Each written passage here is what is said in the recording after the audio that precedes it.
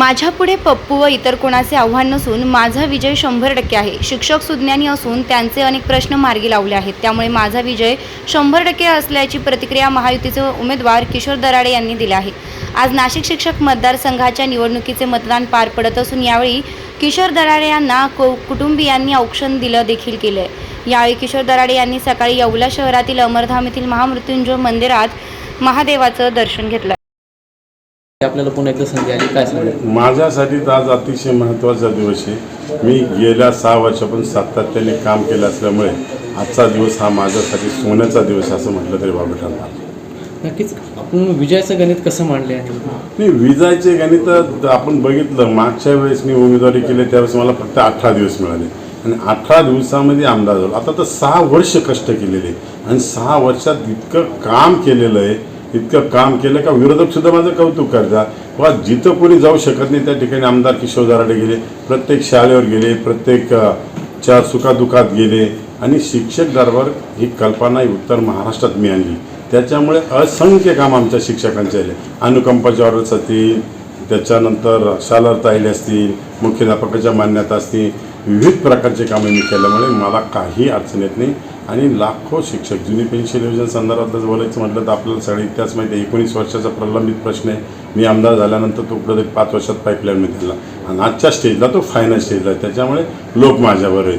तसंच माध्यमिक विद्यालयाचे 20-40% जो निधी दिला, मी पहिले 1650 कोटी रुपये दिले, नंतर मार्चला मी 1160 कोटी रुपये दिले।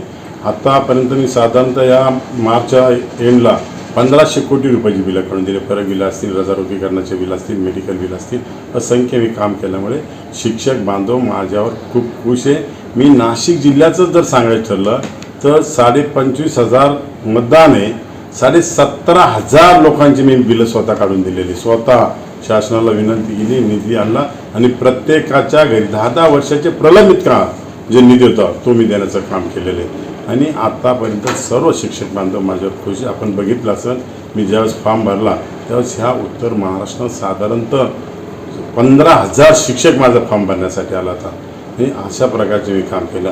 आत्तापर्यंत कितीतरी दरबार घेतले, राज्याचे आयुक्त सूरज मांढरे हे कधी दरबाराला येत नाही, पण मी विनंती केल्यानंतर आमच्या शिक्षक बांधवाच्या प्रलंबित प्रश्नासाठी राज्याचे सूरज मांढरेसुद्धा येवल्यासारख्या ठिकाणी येऊन राज्यातले राज्यातनं म्हणण्यापेक्षा उत्तर महाराष्ट्रातली साधारणतः 3,500 मुख्याध्यापक पर्यवेक्षक त्या विचारसभेला होता आणि त्या विचारसभेच्या माध्यमातून बऱ्याच आमच्या शिक्षक बांधवांना फायदा झाला। आपल्यासमोर कोल्हे गुळवे यांसारखे उमेदवार आहे, आव्हान किती मोठं? नाही, माझ्या पुढं त्यांचं पप्पूचं आणि यांचं काय आव्हानच नाही। आजकाल आत्ताच आलेले मुलं हे काय करणार, मला अनुभव आहे, या क्षेत्रात मी 6 वर्ष सातत्याने काम केलेले, त्याच्यामुळे माझ्यापुढं आला इतके आमचे शिक्षक सुज्ञ, त्यांना माहिती आहे या प्रश्नाची जाण कोणाला आहे, कोण सोडू शकतं, याचा अभ्यास कोणाला आहे। मी इतका प्रत्येक हेडचा अभ्यास केला, ते 09 काय असतं, 54-19 काय असतं, जेवढे शिक्षण विभागात जेवढे हेड असतील त्या सगळ्यांचा माझा अभ्यास झाला। त्याच्यामुळे नवीन माणसाला येऊन परत शिकायचं आणि परत लोकांचं काम होईल। लोक इतके काय ते वेडे राहिले नाही, आमचे शिक्षक हुशार झाले, ते मुळात शिक्षक आहे आणि शिक्षकाला इतका मोठा मान आहे। आईवडिलांनंतर सगळ्यात जास्त मान जर असेल तर शिक्षकांना, आणि त्या पद्धतीने शिक्षक 100% माझ्याबरोबर आहे, त्याच्यामुळे 100% माझा विजय होणार। ह्या निवडणुकीत आपल्यावरती अनेक आरोप प्रत्यारोप झाल्याचं पाहायला मिळालं आहे, आपण कसं पाहताय? बघा, आपण म्हणत असं रडीचा डाव, आमच्याकडे जर काही नसेल तर विनाकारण कोणाला तरी काही बोलायचं आणि फेकायचं, तुम्ही हे केलं ते केलं।